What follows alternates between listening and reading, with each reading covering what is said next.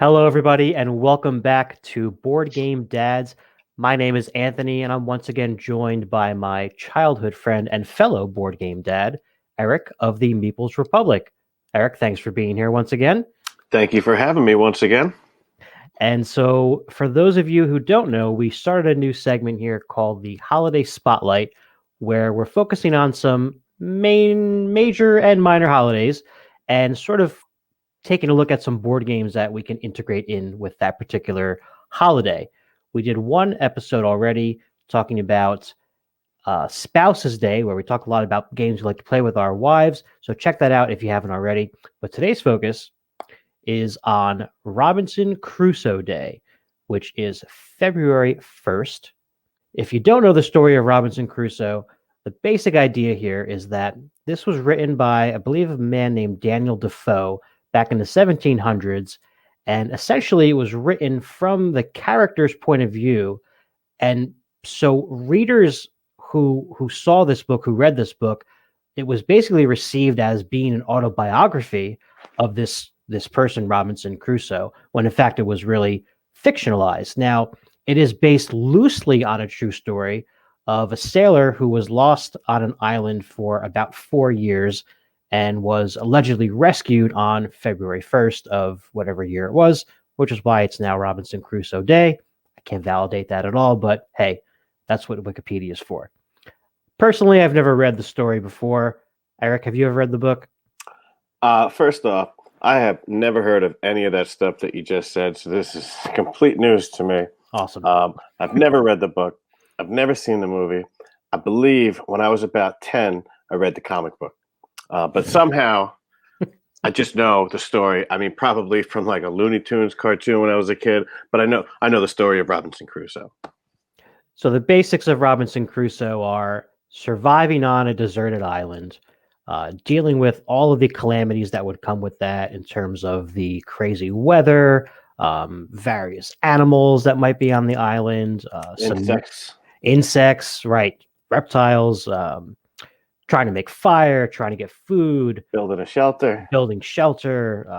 There might be even some other inhabitants on the island that you're not sure of. All these things come into play in a variety of different ways in some of these board games that we're going to talk about today. Now, the main game that we will talk about later is Robinson Crusoe, the game, which has sort of a special place for Eric and I because way back when we first got into this hobby, there were a lot of games that we were like, oh man, we want this game, this game. But we quickly found out. That. Yeah. That hasn't changed. Good point. We quickly found out, though, that it is quite an expensive hobby if you want to buy all of these games. And so we decided that we both really wanted this game, and we decided that we would buy it together. So we both chipped in and split the game, basically. And it's been in both of our houses at some point during that time period. It's currently on my table, but that's irrelevant. Basically, though, we sat down and tried this game, and there's a whole lot going on, and we're going to get into that later. But a lot of the aspects of that particular game, Robinson Crusoe, are relevant and appear in a lot of other games that we've both played as well. So what we're going to do today is break down a couple of aspects from the Robinson Crusoe story that appear in some other games, and then we'll wrap up by talking about the actual game, Robinson Crusoe itself. Does that seem fair? Seems fair to me. All right. So, like we sort of already mentioned, the main concept here is surviving the island, right?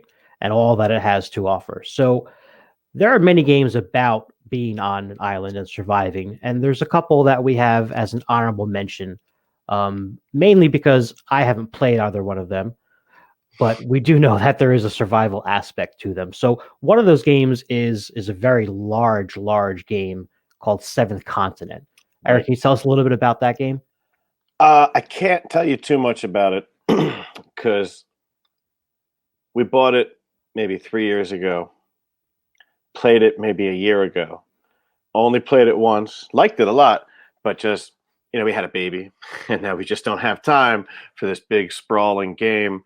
And we haven't gotten it back out to the table. Now, it was a lot of fun, and it really had that, like survival. You're on this island, and you're trying to find your way off the island or something. You're really just exploring. You don't know what you're looking for. At least that's what it felt like for me.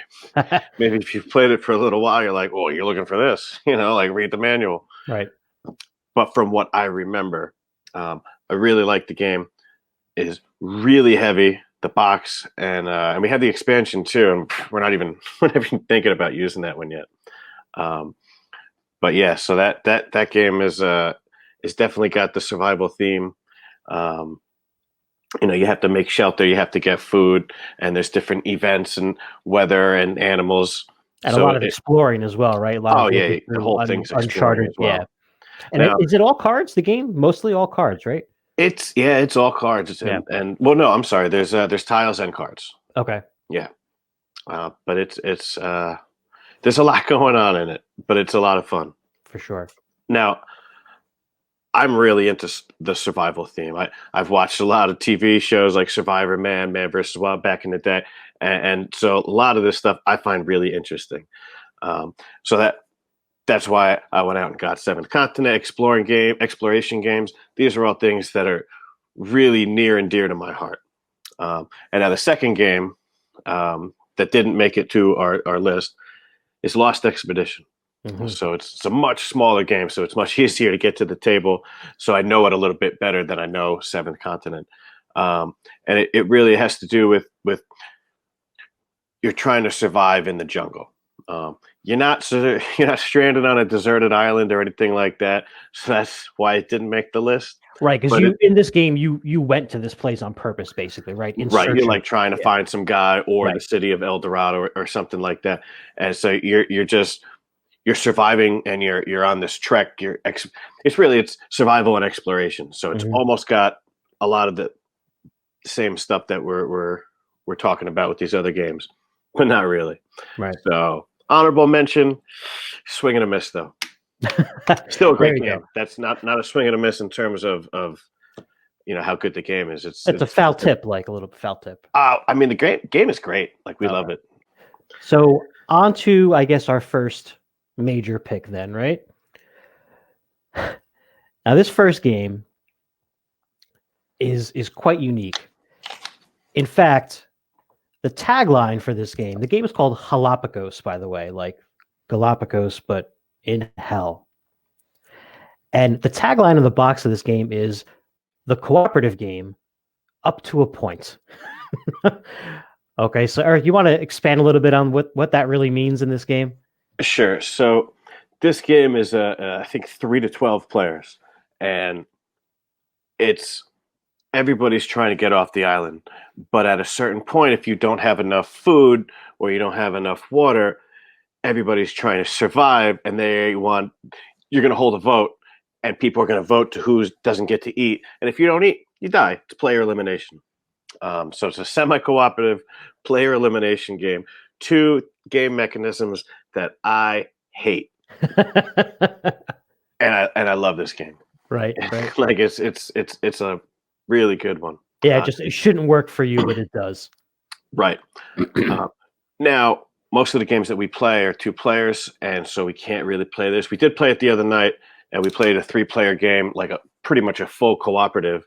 But if we weren't going to be able to make it off, the 3rd player was the dog, and we would have just left her on the island. But we were able to, all 3 of us, make it off the island. That's special. That's nice. Yeah. There's like 4 different actions you can do. You can either get water, get food, get wood, or like swim for wreckage cards, and then you get a card that could do something good, could do something okay. And that's it. And every turn, you have to have enough water and food to feed everybody that's there, or then you start voting people off. And if there's a tie, the first player breaks the tie. And that rotates, right? Not so. The first player marker, right? Right. So the first player marker making that decision each time. Yeah, okay. There's not just like some like totalitarian on the island, and he's like, I make all the decisions. Right. But yeah, so this game has ended in some very memorable moments. People have asked me what do you remember most, or what? Now, let me start that over. People have asked me what's your favorite game before, and I have trouble answering that question in general about any topic, whether it's games or movies or food or whatever. But most memorable is a lot easier because of that. It's memorable, right? It sticks in your head for a reason. And one of the plays of this game that we had will forever stay in my mind because I thought I had this thing in the bag. So, as Eric already mentioned, there's really just a couple things you can do in this game. But one of the things that's pretty random is that you can go dive out to this wreckage for cards. And those cards can be something that's absolutely useless, right? There's like literally cards that do nothing for you. But there's some good cards too that you can kind of use as food or whatnot. And one of the things you can get is a weapon. So throughout the game, you get these different cards, and we were coming down towards the end, and I had managed to gather 2 guns with bullets for each. Now, this is hidden information.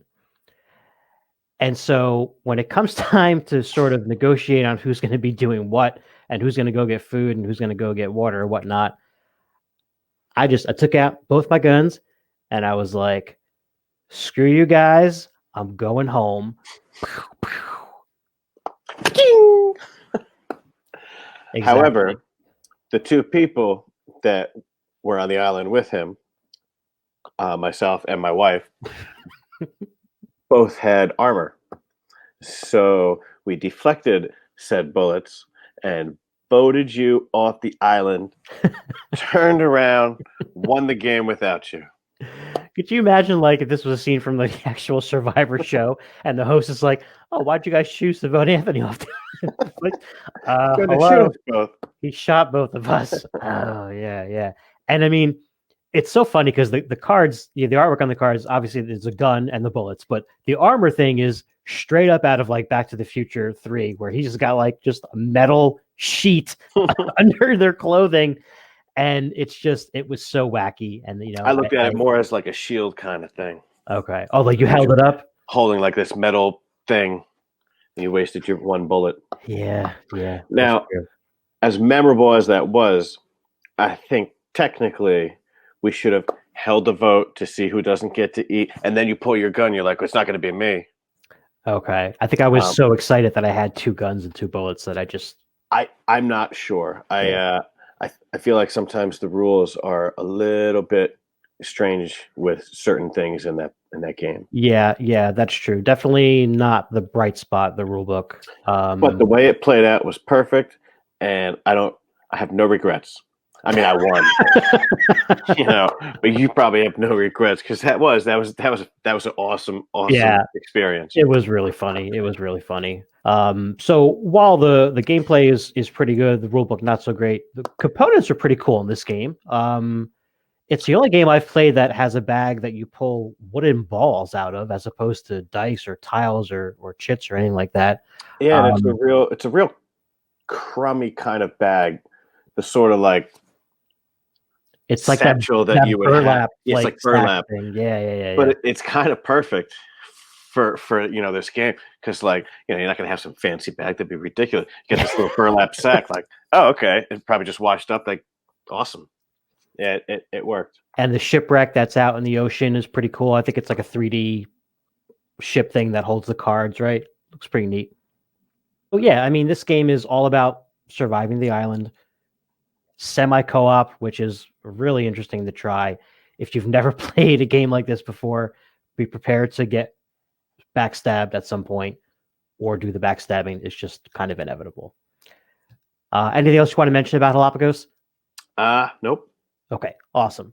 So that's sort of the, I guess, farthest in terms of relating to the Robinson Crusoe theme and the Robinson Crusoe game. Well, you're on an island and you're trying to survive. Yeah. You're collecting wood. You're collecting, because you want to get off. You're collecting water and food. So it's pretty, it's not that specific. You're not building a shelter. You're not planning on living on the island and then getting off, which is what a lot of the other games have. Right. So it doesn't have as much of a storyline to it as these other games do, for sure. It's a party game. It's a party game. Yeah, exactly. Which is why it plays up to 12 people. I mean, Yeah. that's I mean, I'd what it's for. never have 12 people in a place. And if I did, I don't know that I'd even be able to explain the rules well to all 12 people. I'm That's a sure lot. some sort of problem would come out. But for like 5 or 6 people, it's a great game. Yeah, agreed. So moving on to a game that definitely has a lot more story to it, a lot more theme in terms of the, surviving the island. This game is called Castaways. Now, Eric, I remember back when we were discussing, I think, whether or not to buy Robinson Crusoe. I don't know if we knew about Castaways yet. Do you remember? I have absolutely no idea. Yeah, I don't think we did. But I They do did come out remember around the same time. they did, right? And we mentioned that off camera, actually. We were talking about how neither one of these games, Castaways and Robinson Crusoe, was really like a ripoff of the other. They both came out really at the same time, Right. which just happened to be very similar themes. Um, but I do remember that back when we were first getting into the hobby, you really were sort of looking for a game that had this surviving the island, surviving the wilderness sort of thing, because that was something you were really into. Right. All the way to the point where you were sort of start at the first stages of like designing this game in your head, to an extent, right? Yeah, that must have been like 5 years ago. I'm still at those stages of designing. It hasn't gotten it's evolved, but it hasn't gotten much bigger than that. Yeah, we all Um, have those little seeds right. always floating around for sure. But yeah, I do. I really like that theme. I think it makes for a great game, and that's why I went out and got Castaways. We like you said before, we split Robinson Crusoe. The only other game out at the time that was anything like that theme was Castaways. Mm-hmm. So we got it, and semi-cooperative again. Again, it's just something that I don't like. I just want to play cooperatively. Now you can play it as a full co-op, which we do. And then certain parts of the games are basically rendered obsolete. Like there's certain cards that'll have to do with gaining story points, which you can use those scrolls that are story points as rerolls later on, so they're still helpful. Gotcha. But otherwise, Yeah, I remember in preparation for this, I watched Tom Vassel's review of Castaways from a few years ago, and he pretty much said the same thing. He was like, I don't even know why this is a semi-co-op game. I don't know why this rule is in here. I think it's garbage. Just take it out completely.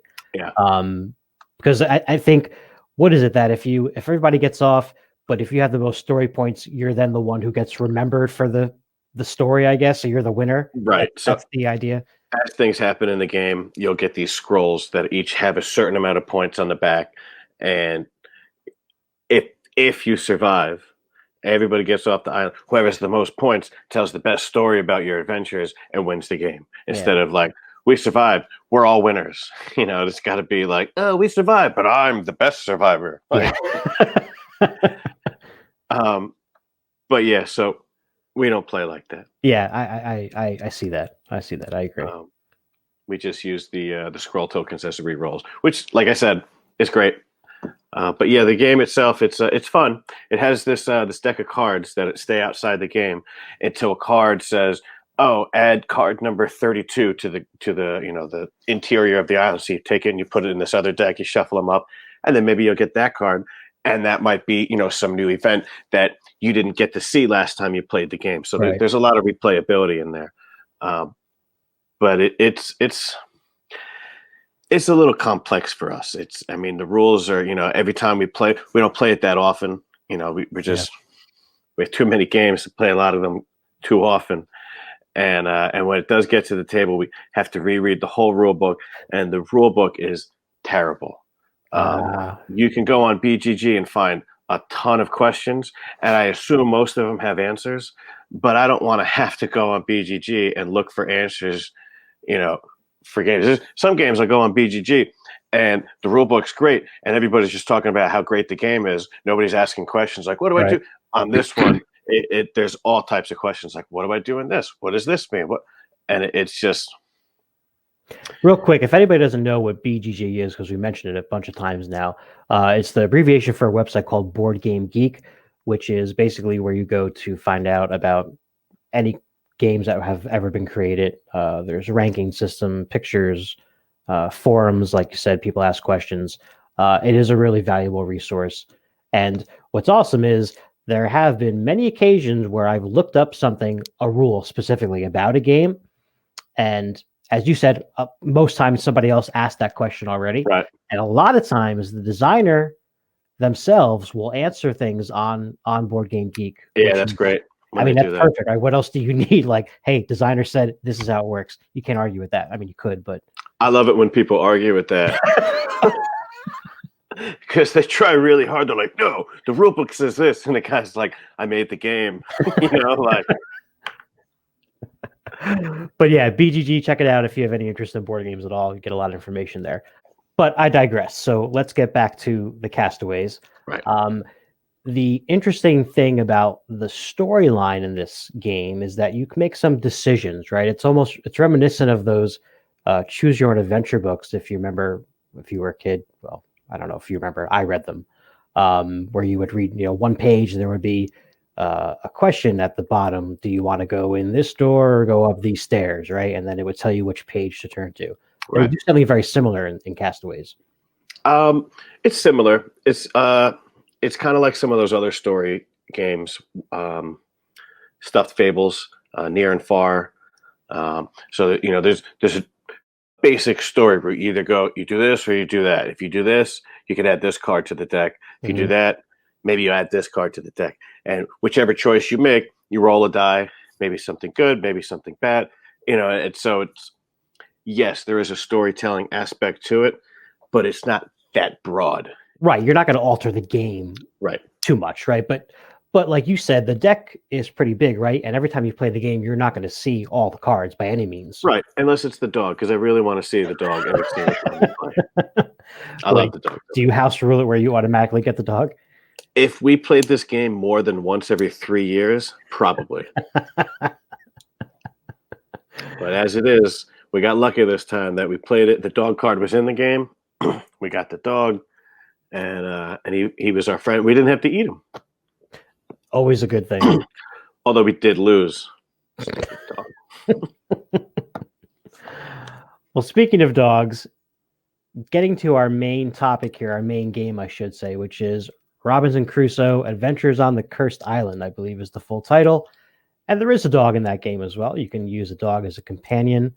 And you can also use Friday, which is a character from the story as well. I think he's one of the natives on the island. I believe Friday is also like a spin-off solo game, right? Yes, there is a solo game called Friday, which has a lot of similar aspects to Robinson Crusoe, where you're trying to accomplish tasks, but like you get hurt doing them and whatnot. Have you played that? I have not. I have been tempted to buy the app very often. It's like $3 or something. But no, I have never played it. But back to Robinson Crusoe. There is a whole lot going on in this game, right? Easily the most complex game that we got between either one of us at the time, and in the running still, I think, for most complex game in terms of you have to read that rule book every time you open the box, and you're going to refer to it multiple times. And you even downloaded. I almost pointed this way, but you're on this side over here. So you even downloaded a player sheet that this was from BGG as well. Of the game, and that thing is a lifesaver. And even with that, this game is still too complex, and there's so much going on. And then you're like, when does this happen? Oh, that happens in this tiny little phase right here. Oh, and it's you really got to play this game a lot in a row and remember every detail. Yeah, and then keep it hitting the table at least once every like 5 or 6 months, because otherwise, when you play this game, it's a good 2 additional hours of just looking stuff up. Yeah. Right. So let's say the game takes 2 hours. It's going to be a 4-hour game. Yeah. And that's crazy. And, and we're board game dads, bro. We don't have 2 additional hours to spend. No. Looking stuff up like this. Definitely not. It's very difficult to find that kind of that chunk of time. So we definitely have, I think, a love-hate relationship with this game. Right. When I opened it the other day to go through the stuff again, I took some pictures, and I sort of kind of didn't really want to play it. Whereas the last time I did that, opened it just to look at it, I was like, you know what? I haven't done this in a while. I'm going to give it a shot. And I think I played it solo with like 3 characters or something, Right. or 2 characters and a dog, and still got destroyed. In this game, so we've talked about how the whole theme is surviving the island, basically. In this game in particular, there are multiple scenarios that you can play, which is another positive for the game as well. The first one, which is literally just get off the island by making a bonfire. You have to collect enough wood to light a bonfire so that when the airplane is over you, it sees you, comes down and rescues you. It's called Castaways. It's called Castaways, yes. So Castaways is the game that we just talked about. Castaways is the first and main and most commonly played of the scenarios for Robinson Crusoe. For sure. Just throwing that out there. I've never played any of the other ones. I think there's 9 altogether. I've only played Castaways. It's the easiest, and I think we've won maybe twice, maybe 3 times. But I think I'm pretty sure I'd be willing to bet money that if we won this game 2 or 3 times, we probably played something wrong. Yes, for sure. This game is unforgiving, and I think what was it, Ignacy Trubacek, something like that. I think I saw him playing it on Dice Tower, and he was like, "Oh yeah, well, like we're not going to win this game." Like the game, like he knows it's impossible. Yeah, no, it definitely was built for that. It is a punishing game where you just get hit left and right, and even when you think you're planning for something, there's just something else that happens that you didn't plan for. So just to give you an idea, I mean, there's animals in this game, right? Like wild animals that you can hunt for food, but odds are they're going to just maul you instead. There is a way to build a shelter to protect you from said animals. But if you don't have walls of a certain height or whatever, this particular animal, gorilla, is just going to destroy your walls anyway. Oh yeah, I think you can build a shelter, palisades, and maybe a roof. Like all 3 of them, you can work on at different times to keep you, like less exposed to the weather or less exposed to animals, and that's really cool. Like that's interesting. Those are real things that you would do in a survival situation. Right. Not that I've never been, like in a survival situation. I just watch a lot of TV. Like it's good to see these kinds of like specific things appearing in the game. However, the more specific and the more cool stuff that they put in the game that really makes sense, the more complex it is. Right. The more complex it is, the less I want to play it.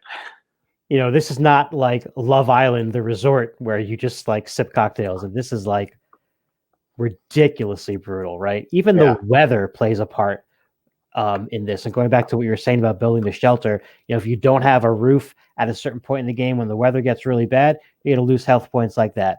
And if you don't have a fire and it's cold, you're going to lose health points like that. Exactly. And it takes a lot of aspects.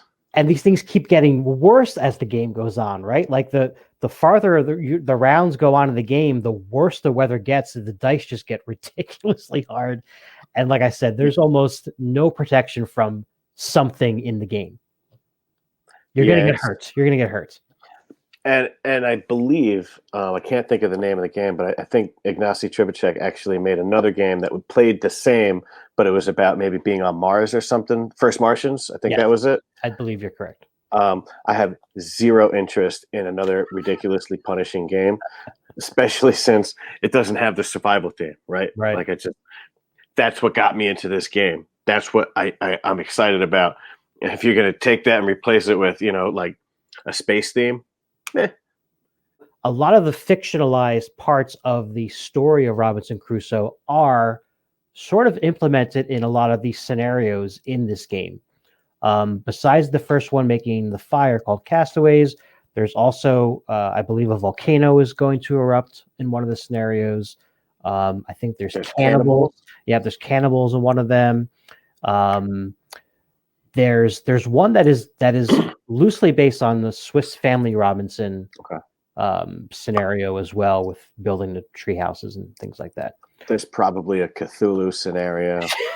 Well, there are some fan made scenarios that I you was going to say, I thought I might have heard that there was a fan made like zombie scenario. Yeah, I believe there's at least I think someone made a King Kong Kong Island kind of scenario for it. And again, that was a while ago, so there's probably a ton more now. But let's talk about what we like about the game. Right? I love the theme. Like the theme is everything in this game. The theme is everything in this game. And you know, like you come into some sort of card. Now this is, I know you just asked to talk about something that we like, but this is a bit of both. So you get a card, and I don't know if I'm supposed to read the top and the bottom, or if I'm just going to read the top and then I put it away. And so you read the top of the card, and it's like, oh, you came over here and you found some berries. Oh, you should eat the berries. Do you want to eat the berries? I'm like, yeah, I want to eat the berries. But then you read the bottom of the card, and it says, put this card like into the deck after you eat the berries. And then on the bottom of the card, it says, oh, like you're violently ill, and you lose like, I don't know, a bunch of actions or something. And like, if I know that's going to happen, I'm not going to eat the berries. And it's tough to look at a card and not look at the bottom and see what's going to happen. And I don't know in the rules if it actually states whether or not you're supposed to read the top and bottom. I think you are, because I think you're supposed to know that there's a possibility of that coming back to bite you, because there's also things like on that card in particular about the berries. I think it says, lose blah, blah, blah health unless you've built the whatever. And there's like medicine that you create or solve or something like that. Right. That can help that.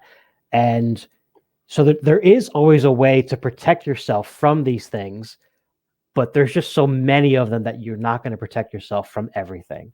I think that's really cool. I think it's cool that like you have to live with your choices, right? You're going to have consequences for what you do. I don't want to know what they are right up front. I wish there was a better way to implement like, hey, like something's going to happen because I just killed a bunch of, baby jaguars, right? Okay, what's going to happen? I don't know. Maybe nothing. Maybe a mama jaguar is going to come by. Maybe nothing. Maybe we're going to use the leftover whatever. We're going to find an animal eating it, and we're going to get a free animal to kill. Like you don't know if something bad or good is going to happen. Yeah. But when you see those cubs, you're like, great. Mama bear, doesn't matter what I do, Mama bear's going to come. She smells me. Mm-hmm. Mm-hmm. Yeah, there's just things you cannot avoid in this game, that's for sure. That being said, there's a lot of things I like about this game besides just the theme. I do like the board. It looks pretty busy, but a lot of it is just like decoration. The tiles look nice. The tiles look great. The board, as busy as it might look, is pretty clear in labeling the phases of each round or whatever, or season. I forget what they're called. So the reference points are definitely there, but that nice part, like you were just talking about, is the exploration tiles. So there's a part of the map, part of the board that's sort of a map that's outlined with these hexagonal shapes. And one of the things you can do in the game is explore the island. So you reveal these new hexagons that are different types of land that would provide different resources. But again, you have to send people to do these things, right? At the heart of it, this is a worker placement game. And so you're sending your people, your characters, to these places to do these particular actions, but you can't do them all. But the exploration part is pretty cool in this game, to see the island sort of unfold. Not only that, but each of the different tiles, the land tiles, will have a different symbol for what kind of land tile it is. Like there might be mountains or like the fields. And if you go to the mountains, it had that mountain symbol. And then on the other part of the board, you have all these things that you can build, right? And in order to build this thing over here, you need something that you can only get in the mountains, and maybe like some string that you can only get in the fields, or like tying some stuff together. And great, now we have that. We need the river. We just found the river. Now we can build this thing over here, and that's really cool that you really get to like build different unique things that are going to help you throughout the game. Right.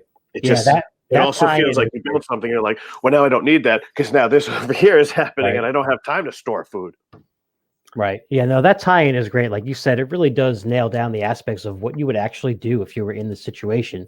You don't just find stuff in this game. You have to literally build things that you want to use, right? You have to build a shovel. And if you're not sending two people to that particular action, like if I believe if you send two people to do something, it's a success, right? Yeah, Automatically. I believe it's an But if automatic it's success. only one, you take a risk, you have to roll the dice. And so you can go try to build the shovel by yourself. You might have all the materials you need, but you get hurt doing it or something. So now Or you you're like, fail. or you fail and you don't make it. You just wasted a turn Right. not building something. And so you could stare at this shovel all game and be like, man, I want to build that damn shovel. I want to build that shovel. And you might finally build it. And it might be worthless at that point, right? Because that part of the island is just, you don't need to dig there anymore. It's just, I don't know, man. This just thinking about the game gets me worked up because it's so hard. Yeah, there's so much cool stuff going on, and you're like, oh, I want to build that. Oh, I want to go over there. I want to go exploring. Oh, I want to. I get the dog. I want to get the dog. I want to go over here. Oh, we can go hunting. We got this gun now. Like I found a gun in the wood, but you can't because whatever you do, you're going to lose. So in addition to the different players having different special abilities that only they can use, what's cool about this game is they give you the option of playing as a male or female character of each type. So there's one of each for carpenter and one of each for cook and soldier and whatnot. And it doesn't change the gameplay at all. But I think that is a pretty cool aspect to have for someone to just make that choice, right? Like it Right. doesn't happen in a lot of games, and Now, I appreciate that. Castaways does that as well. Oh, do they? Okay, Yeah, I didn't know that. each job or description of a person, like first aid, there's a male first aid, there's a female first aid. Okay, So okay, yeah, so you can be a male or female version of either one, and I like that, especially now having a daughter, and I'm really trying to focus more on like female toys and females, and it's nice to see a lot of games that have them well represented in the game. yeah, agreed. A game that, like I said, we have a love-hate relationship with. I don't know when it's going to get to the table again. Although I have a sneaking suspicion because we're doing this now, that the next time we are able to game together, I wouldn't be surprised if this one comes up as a possibility. I'm not saying it's going to get to the table. Now, I have a sneaking suspicion that the next time we get to game together, if this game gets brought up, it's going to be shut down. Immediately shut down. I'm going to say, no. We didn't finally drive up here, get a babysitter, and get all this stuff to spend 4 hours playing a game and looking up all these rules just to lose. That's not happening. We're here to have fun. We're playing co-ops. We're playing fun games. All right, that's fair. We can play Castaways with the full co-op mode. We're not playing Castaways either. Oh, okay. Yeah, that game's getting put on the bottom of the shelf, and it's going to be at least a year or two before that one hits the rotation again. We're going to start to wrap things up here, folks. But real quick, Eric, given the choice between Castaways and Robinson Crusoe, like if you had to play one, gun to your head. So we'll do a whole tie-in here. Galapagos, gun to your head. Which one are you going to play? Now, do I get to choose Galapagos? Or is it just Castaways or Robinson Crusoe? Go ahead. You can choose Galapagos. Oh, Galapagos. Okay. Galapagos. It's got such it looks so nice out on the table, and it's so simple. And while yes, there might be some inefficiencies with the rule book in certain terms, like voting. Well, do we eat first? Sure. And then, if you can figure it out or house rule it, you can play this game, I don't know, 100 times in the time it would take you to like play half a game with either one of the other two after not having read the rule book. That's fair. Yeah. All right. Well, then that'll be the one that we get to the table next time we are actually in the same place. Folks, thanks for putting up with our nonsense again. We appreciate it. Once again, leave anything in the comments in terms of games that you think are similar to Robinson Crusoe, any other game you like that's about survival or being on an islander. Just tell us games you like. We want to talk about stuff anyway. Now, one caveat here. We do know that there is a slightly more popular holiday in February that is not Robinson Crusoe Day. Eric and I are currently working on that as well. So get your hearts ready because we'll be talking about games for Valentine's Day very soon as well. Eric, thanks so much for spending some time with me again. Hey, Once man. again, Thank you for having me. I have a blast doing this. awesome, awesome. And check out Eric's Instagram page at the Meeples Republic. He does some very, very nice photography of his board games, as well as some descriptions and reviews and things like that. And if you can check out Board Game Dads as well, subscribe, like, all that good stuff. Thanks, everybody, and we'll see you next time.